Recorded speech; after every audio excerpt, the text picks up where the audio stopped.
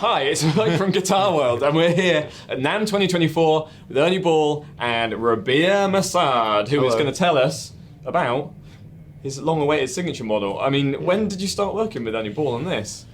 This would have been just around April last year. So April NAMM last year, I got presented by my surprise a prototype, first prototype. And it was basically like a stock Sabre with a custom finish, custom neck carve, and it had the spoon cut sort of carved in, all by hand, by Drew. And it was kind of the first attempt at what it could maybe become. And they'd got a pair of my bare knuckles and put them in there, and so it was kind of like very representative of what it was going to be. But of course, being a stock body, it had didn't have the contouring that's ended up being on the final version. So yeah, it was like April last year. What aspect of the guitar took the most revisions? The heel.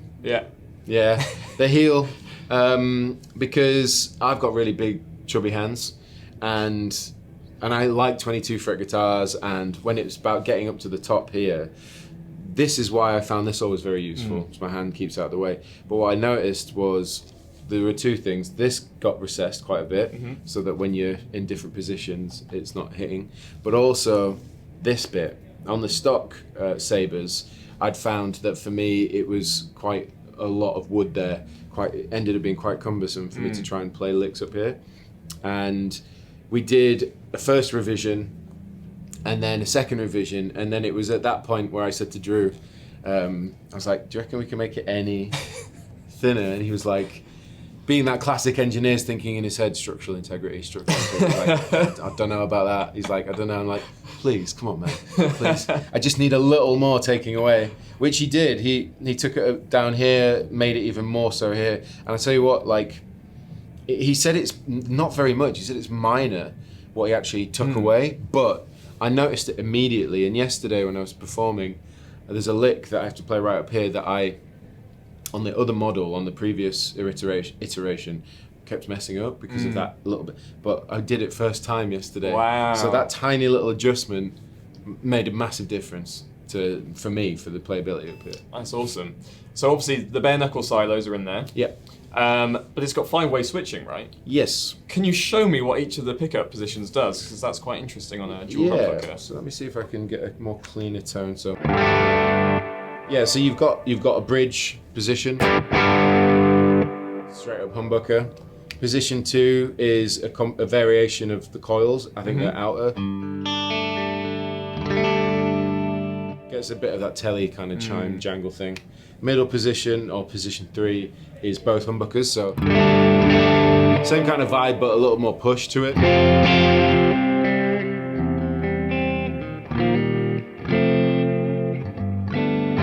And then position 4 again is a variation of the coils, outer or inner this time.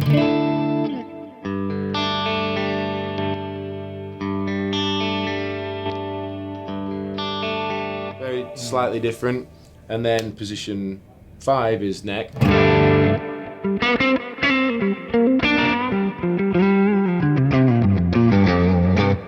But then you have the push, so you get, instead of,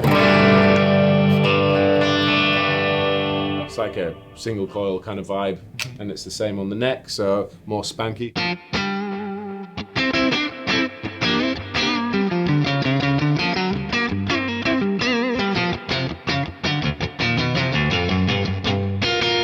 That kind of thing. The kind of aim was to be as kind of tonally versatile as possible with the pickup switching. I always really enjoy a 5-way for those in-between sounds, because I like to do, ambient, low gain, low to mid gain stuff, and I find that those in-between sounds are always really good for that. So yeah, sweet. Obviously, guitarists have been raving about your bare knuckle Trinity pickups as well. Oh yeah. Could we see some sort of single coil version down the line? Maybe, potentially. I don't know. At this point, I'm just like massively hyped on this. Yeah. But it may well be something that happens in the future. I don't know. Yeah, very cool. And baritone as well? Oh yeah, I do like a good baritone.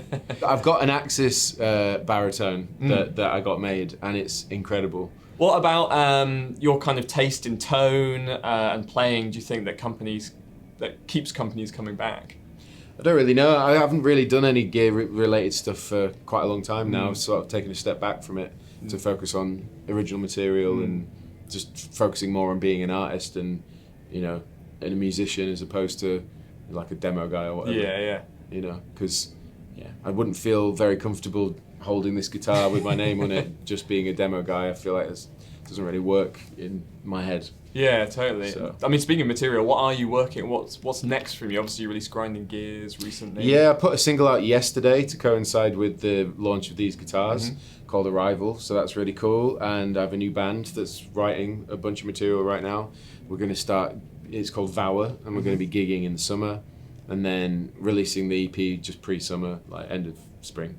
So yeah, focusing just on music as much as possible. Yeah, very cool, man. And what's your favourite sound out of that guitar?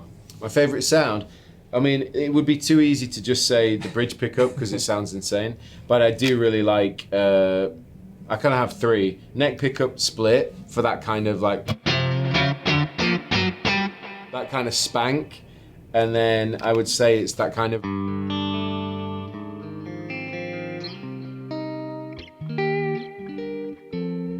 that kind of chimey, very dynamic thing. And then of course the bridge because it's just angry, that kind of. I